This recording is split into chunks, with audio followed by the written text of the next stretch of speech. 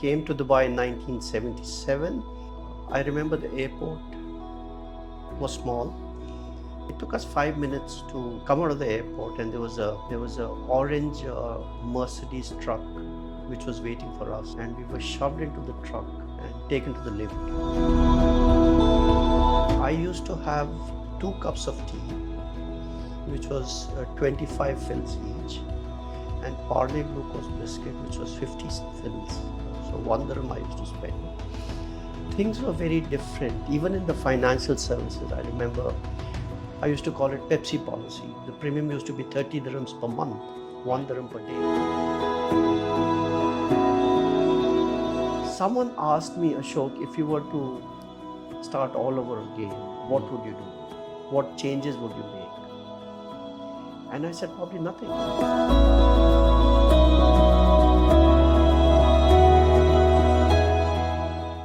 Hi, this is Andy Cole, Sales Director for the Continental Financial Services Group, and today I'm here to talk to the Principal and Founder of the Continental Group, Mr. Ashok Sardana. So Ashok, tell me, you've been in the UAE for how long now? Oh, I came to Dubai in 1977. I came on 12th of October 1977. I remember the airport was small, and it took us 5 minutes to come out of the airport, and there was a orange Mercedes truck which was waiting for us, and we were shoved into the truck and taken to the labor camp. Yeah, just below the Al Garud bridge. Yeah. Wow. Yeah. So you've obviously seen a lot of changes since those days. Yes. I have seen changes, and Dubai is still changing. Yeah. If you come back and ask me 10 years from now, I'll tell you some stories. We did this thing. So from those early days, obviously you mentioned labor camp there. So how did you go from that into the financial services world? My first job was with a contracting company. I was looking for a part-time job, and someone suggested try selling insurance. I said, okay. I didn't know anything about insurance then. I said, okay, and that's it. Yeah. And so that was your first step into the world of financial services. So back in those days, what was it like to start a family, for instance, in the UAE? How was it back in those days? It was, let me share some stories. Yeah, please. I used to have 2 cups of tea, which was 25 fils each, and Parle glucose biscuit, which was 50 fils. So 1 dirham I used to spend. Things were very different, even in the financial services. I remember we used to sell. My first job in insurance was with Credit and Commons Insurance Company. Okay. In Dera, and which is now Alliance Insurance. Yeah, that's where I started my career. And we used to sell 10,000 dirhams face amount, not premium. 10,000 dirhams of face amount. Premium. I remember I used to call it Pepsi policy. The premium used to be 30 dirhams per month, 1 dirham per day. Right. The commission, we added life insurance, personal accident. We didn't have critical illness that time, and some disability income. And I would sell that door to door, 30 dirhams per month. And my pitch used to be, if I came to your office, would you offer me a cup of coffee or a Pepsi? Yes. And that was 1 dirham. In the same, I can give you insurance. And my commission used to be 60%. And I would sell 1 policy a day, 2 policies a day. Someone asked me, Ashok, if you were to start all over again, what would you do? What changes would you make? And I said, probably nothing. Because those policies going door to door, selling, that is the experience which I will not get anywhere else. Yes. So that is the experience which I carry. That's the experience that has made me or where I am today is because of that experience. So definitely, if I were to start again, I would go back. You do the same. I would do the same. Interesting. Yeah. And those, it was fun. Yeah. Dubai was much smaller. I know the taxi. I couldn't afford a, engaged cab. We would go on a shared cab, and if you went any way around, it was 1 dirham. And if it was a engaged cab, that means you were the sole passenger, it was 5 dirhams. If you went across the Abra, it was 7 dirhams. That was it. Yeah. Right. And every time I had to go 5 dirhams, do I afford? Can I afford 5 dirhams? That's fine. Yeah. Happy memories, though. Happy Happy memories. memories. You're asking about the policies have changed. The policies, we used to sell endowment policies, money back policies. 15 years, every 5 years you get your money. Today we sell different policies. Yeah. Yes, evolved, definitely. Yeah. Market has changed. It's become bigger. It has matured. Yeah. So you came here, were you single, married when you arrived? I was married for 3 years. Okay. All right. So when did you start then to move into family life? When did that happen and what happened? My wife Nutan, she joined me exactly after 10 months. Actually, she came in on 15th of August, which is today, 1978, after 10 months. Yeah. And in those 10 months, I had saved up 10,000 dirhams. Wow. And the confidence was that in case she can't find a job, in case things don't go as per the plan, we still have 10,000 dirhams to manage. Yeah. Yeah. Okay. And you have a son. We have one son. Yeah. Akshay. Akshay. correct? Yeah. Yeah. He's in the business. He's in the profession. He's with us, and we have 3 grandsons. Wow, fantastic. So what was education like back in those days when Akshay first started here? I'm assuming he was educated in Yeah. Yeah. Let me share. When I came to Dubai, Akshay, Nutan followed about 10 months later, and then we were in Karama. When Akshay was born, we wanted to move to a little bigger house. So we moved to a villa, and the rent was 22,000 dirhams per year. When we took our first house in Karama, the rent was 22,000 dirhams. In 1978, 22,000 was big. Yes. Majlis Al Amar, we had a 2-bedroom house in Karama. We stayed there for 7 years. When I left the house, I was paying 8,500 dirhams. The rent came from 22 to 18 to 12 to 8.5. So when we moved from that house, I was paying 8,500. And then we moved to Jumeirah. Akshay did his schooling out here, and fortunately he was able to get into some of the very good schools. He studied in JES and then in Dubai College. Okay. Yeah. And Education has become very expensive. yes. My friends whose children and the grandkids who are going to school, and they complain that it has become expensive. When I was in Alico, I used to start, before I got my commission check, my paycheck, they would deduct a certain amount from my check. That was the money which I was keeping for saving for Akshay's education. Okay. And so from $200 per month, it went up to $300 per month, $500 per month. I kept on increasing my deduction every month from so I didn't even see the money. When I left Alico, they were deducting about $8,000 per month from my commissions. And when Akshay went to Boston for his college, BU, and when he went to college, I had made those savings. Right. I was so confident that if he had to go to any college, Yes. I had the savings. Yes. Sometimes people do not understand the importance of savings. Yes. Sometimes they postpone it, and then it becomes difficult when the children are ready for college, and have I saved enough? Have I accumulated enough? My suggestion, my advice to all the parents, start saving now. It doesn't matter whether you start with 200 dirhams, start with 200 dirhams, 500 dirhams, 1000 dirhams. You can continue to build up your savings, but start somewhere and start soon. Start moment the child is born. We have 216 months before the child has to go to college. Start saving.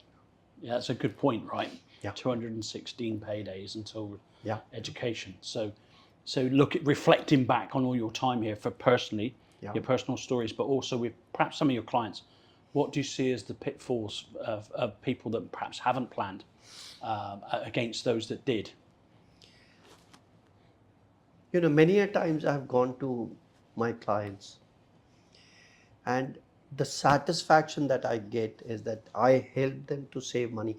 Maybe they do not have 100% of the amount which is required for the education, but at least for the first 2 years they have. Yes. Then they can have the other savings. But I was able to help them to accumulate the money for their children's education. I have a client, couple of clients, where I know the children are going to college next year, 2026. Yeah, next year, next to next year. They are going to get $50,000 per year for next 6 years. And then after 6 years, there's going to be another pot of savings. That is the satisfaction that you get. Yes. That you have been able to help. Maybe he's got enough money other places, that's fine, but at least you have been able to secure that here is the money when your son is ready, you prepared. Yes. Now your son is ready for college, here's the money. Yes. And I think, would you say having some sort of protection in place as well? Because obviously one thing is to save for the future, but if anything should happen to you before you've saved enough money, then what? What happens then? Critical illness is most important. Saving is, okay. Andy, you save money? Mm-hmm. Yes. What if you were, all the money that you're saving, have you allocated a certain percentage of that saving to give it to the doctor? Not Probably really, not. no. One day you will. Yeah. One day you will. Yes. I hope it's very late in life. But what if all the plans that you have made for saving for your children's education, for your daughter's wedding or your son's wedding, your retirement, unless you ring fence your savings, we will give it to the doctor in case of heart attack, cancer, which is becoming so common. Yes. One of my very dear friend has been diagnosed. The family is looking after him.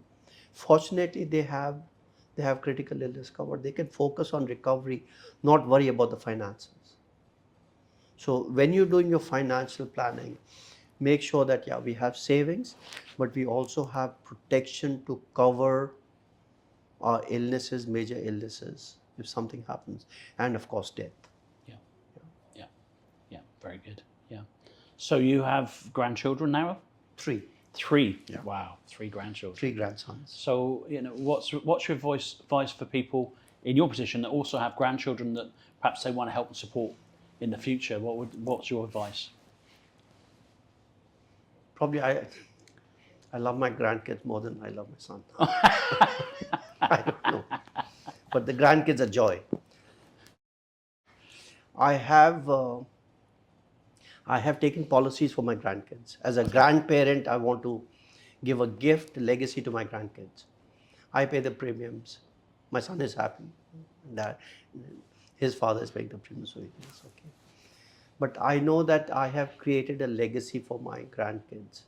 The policy runs up to age 100, they insured for critical illness. That is the joy I get, that I have been able to make a provision for my grandkids. Yeah.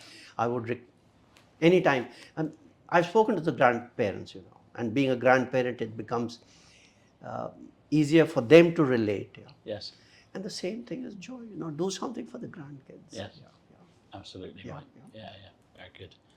So save for the grandkids. Also, start a plan. You contribute. After a few years, tell the grandkids to start contributing into the plan. Yeah. Put them in the habit of saving, even if it is $20 per month. They will get into the habit of saving money. Yes. Yeah. Yes. My my mother, as soon as I got my first job, made sure that I took my first ever insurance policy. Yeah. And I think, like most of us when we're young, we start our first jobs, the habit we get into is with freedom of having our own money and spending it on what we wish without being having to go and ask for money. It's our money. And but what she did very sensibly, she made sure that I took my first savings plan, insurance savings plan, back in those days. But what it did do, it enabled me to have a deposit for my first property a few years later. So that all stuck in my mind, and I tell my children the same now that as they're starting working. My first child now is working; he's got his first job. So now my advice is make sure you start saving. Put something away, even if it's small. So so I think giving our own knowledge and experience from our own lives and passing it on is very important. So that's great. So I think it's great you're sharing that information with your family, but we should share it with all our families. Absolutely. Right? Andy, there are two types of people. Yeah. The first group, they save first and then they spend. And the second group, they spend first and then they save if anything is left. If you have to be financially successful, you have to first save at the top. Yes. Irrespective of how much is your income, whether you're earning 1,000 dirhams per month or 100,000 dirhams a month, we have to first save and then spend. Yes, very true. I know Dubai is very attractive. We have many opportunities to spend money. Every time I see an ad, darling, I saved money. How are they asking me to spend more so I can save? I got to say, the Dubai marketing is very good, right? They're good at sucking the money out of people. I talk about that to people as well. They're very good at marketing.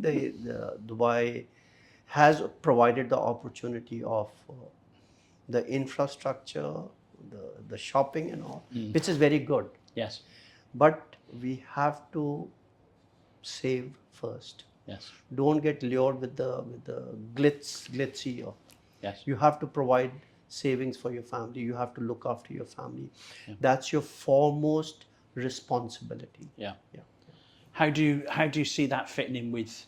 I'm not sure if you're up, social media today, especially for young people, and especially in Dubai. There's a lot of social media with people perhaps showing that side of their lives that is very opulent and glamorous and so on and so forth. Do you think that's something that could affect? Stay away from social media. That's my advice. Right. People taking selfies. They're not sure whether they're here or not. So they want to take a selfie to make sure that I'm here. And then they want to share this with the rest of the world. Look, I'm right.